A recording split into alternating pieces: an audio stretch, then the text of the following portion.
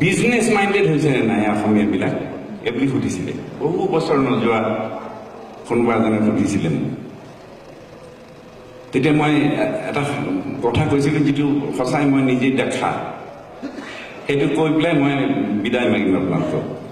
সৰু কথা, মোক বিহুত গান গাবলৈ মাতে নহয় মানুহে। আগতে খুব বেছি 1000 টকা দিয়ে, পেট্ৰল কিনি মোৰ লাগে অহা যোৱা। তো এনেকুৱা সময়ত সেই 1000 টকাত 300ৰ পৰা আৰম্ভ হৈছে মোৰ গানৰ পইচা। কাৰণ মই নাজানো, ব্যৱসায় কৰিব পৰা নাইতো। যি হওক, পিছত এতিয়াহে কনজিউমাৰ প্ৰডাক্ট হৈ গ'ল গানবিলাক। এতিয়া বলিউডৰ চববিলাক কনজিউমাৰ প্ৰডাক্ট। এতিয়া ভূপেন হাজৰিকা সেইকাৰণে এই লালালাপ্পা ছবিত নকৰে। টকা পইচা নাই, নালাগে, কম টকাত কৰিম, কিন্তু ভাল বস্তু, পাৰপাছফুল বস্তু কৰিম। যি হওক, ইয়াত তেনেকুৱা ভূপেন হাজৰিকা তেতিয়া কৈছে, তাক যেমান টকা লাগে সিমান টকা দিম, লৈ আহ। এইটো কোনে ক'লে, কাক ক'লে? ৰত্ন ওজা। মোৰ ৰত্ন ওজা ছাত্ৰ আছিল। আৰু বেচাৰে এতিয়া ডক্টৰ ৰত্ন ওজা আমাৰ শংকৰ কলাক্ষেত্ৰ তেওঁ হৰ্তাকৰ্তা কৰি দিয়া হৈছিল। ভাল ল'ৰা, বৰপেটাৰ ল'ৰা। সি ক'লে যে দাদা আপুনি যাব লাগিব, নগ'লে বৰ ডাঙৰ কথা হ'ব। কি কথা হ'ব বোলে? তেওঁলোকে 10 ঘৰ মানুহ খালী, এই মঙলদৈ আৰু ওদালগুৰি, সেইবাৰ ভূটান পাহাৰ সিফালে, সেই এন্ধাৰতে থাকে। 10টা ফেমিলি আছে। 10টা ফেমিলিয়ে আপোনাক মাতিছে, তাত বিহু পাতিছে। তে মই গৈ পেলাই দেৰিকৈ পালোঁ, ৰাতি 9টামান বজাত পালোঁ। মঙলদৈ ওৰাং কৰি আৰু তেতিয়া আকৌ কিবা কাজিয়া লাগিছে বড়োসকলৰ আৰু অসমীয়াসকলৰ ভাষা লৈ। আৰু ইফালে গোটেইখিনি খ্ৰীষ্টিয়ান মানুহ যিখিনি আছিলে চাহ বাগিচাত, তেওঁলোকক কিবা এণ্টি আছামিজ হৈ উঠিছে ইত্যাদি ধৰণৰ, তেনেকুৱা ধৰণৰ।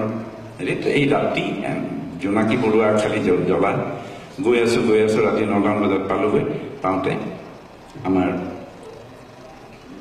বৃদ্ধ এজনে সুন্দৰ শংকৰদেৱৰ নিচিনাই দেখি প্ৰায়, তেওঁ শংকৰ গুৰু হে ভুলাই অৱতাৰ আৰ এবাৰ কৰিও গুৰু জগত উদ্ধাৰ, গাই আছে।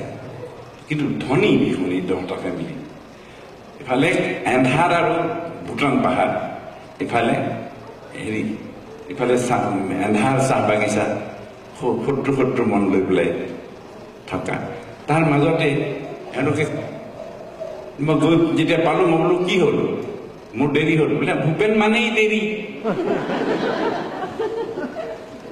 তেওঁ নাম দিছে, ভূপেন মানেই দেৰি। তই মৰবি, গান গাই গাই মৰবি তই। তাতকৈ তোক এটা কাম, মই ইয়াত মাতি দিওঁ, এই নামঘৰটো চাবি,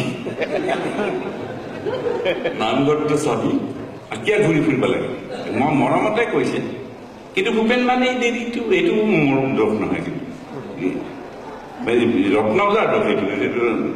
টেক্সিখন যিমান জোৰে চলাব লাগে বা যিমান আগতে হ'ব লাগে, মইতো ৰেডি আছিলোঁ, মোৰ দোষ নাই। মই বোলো ভূপেন মানে দেৰিটো নাকৰ।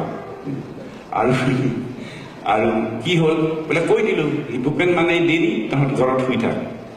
বুলি গতিকে ফাংচন নাই ঘৰত। মই বোলো গান গাব নালাগে নেকি? মই বোলে কিয় গান গাব লাগে? কালি গাবি ৰাতিপুৱা উঠি, কালি গাবি। মানে খুব চিন্তা কৰা মোৰ কাৰণে, ই মৰিব সোনকালে, ইমান ভণ্ডালি হৈছে চাৰিওফালে। আৰু হেৰিও গালি পাৰে তেতিয়া মোক,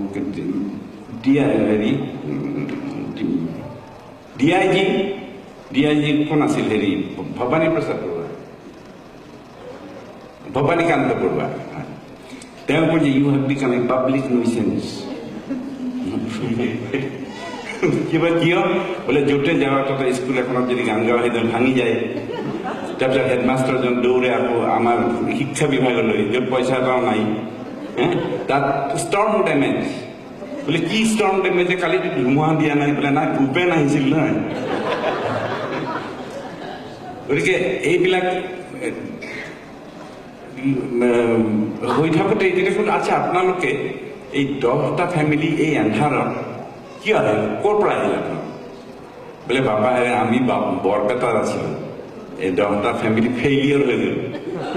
ফেইলিয়ৰ ইহঁত ফেইলিয়ৰ হ'লি বোলে হেৰি কাৰোবাৰ ঠিক নহ'ল, তা আমি ৰিফিউজি হৈ গ'লো ইয়াত, মানে ওদালগুৰিৰ পাৰ হৈ আহি আমি ইয়াত ৰিফিউজি হ'লো। আপুনি কেনেকৈ এইবিলাক টকা পইচা কৰিছে? আপোনালোকৰ বোলে বহুত ধনী বোলে আপোনালোক। নাই বোলে কি কৰেনো? বোলে আমি কি কৰোঁ, এই আসামত বহুত ইলিগেল মানুহ সোমাইছে নহয় দিন ৰাত, আমিও ইলিগেলি ভূটান পাহাৰৰ হেৰিত গুচি যাওঁ।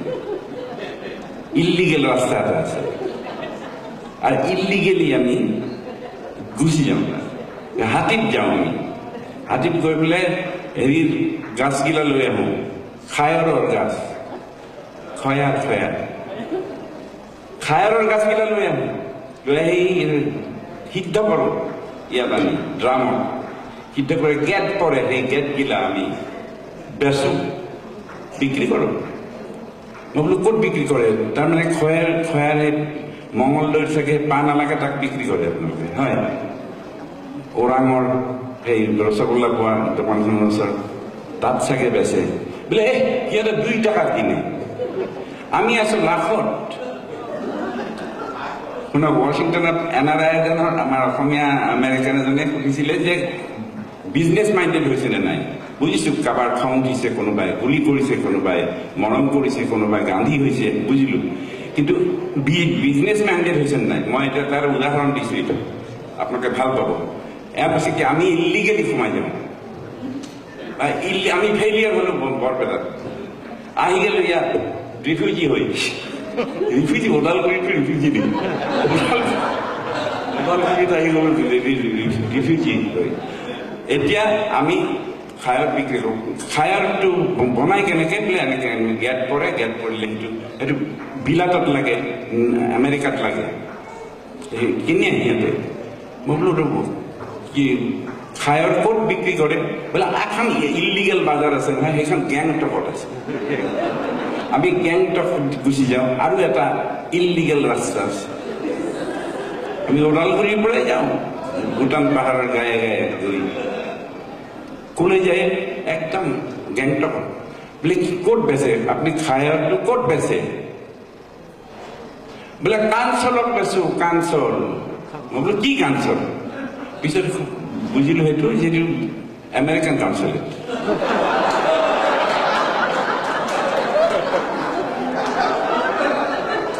আমেৰিকান কাউন্সিল শিকিনে নেকি? সিহঁত আহে নেকি? সেই কাউন্সিল বাবুটো আহে নেকি? শিকি আহিব, তাৰ মানুহ আছে নহয়, এই মানুহবিলাক ভুটীয়া।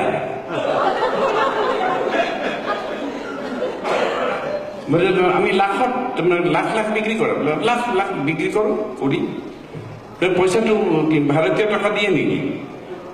বোলে ইণ্ডিয়ান মানি, ঘণ্টা মানি নাই, মানি হ'ল ডালত। আমি ডালৰত লওঁ, আমি খায়ৰ বিক্ৰী কৰোঁ কাঞ্চলত, আৰু পইচা লওঁ ডালৰত। মই ডালৰটো আনি পেলাই আপুনি সংকলন কৰেহি নেকি? ডালৰটো এইটো বেচা নাযায়, আপুনি একো নাপাব। বোলে কিয় হেৰি কৰিম?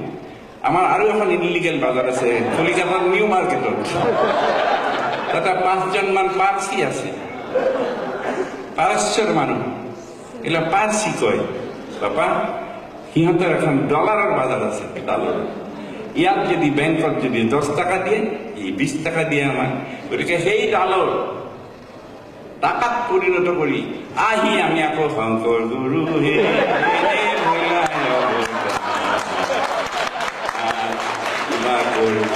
ঠিক কৰিছে আপোনালোকে, ঠিক কৰিছে। চব গোটেই পৃথিৱীখনে যদি ইলিগেল হয়, আমি ইলিগেল হৈ আমি এষ্টাব্লিছ কৰিম নিজকে। ধন্যবাদ।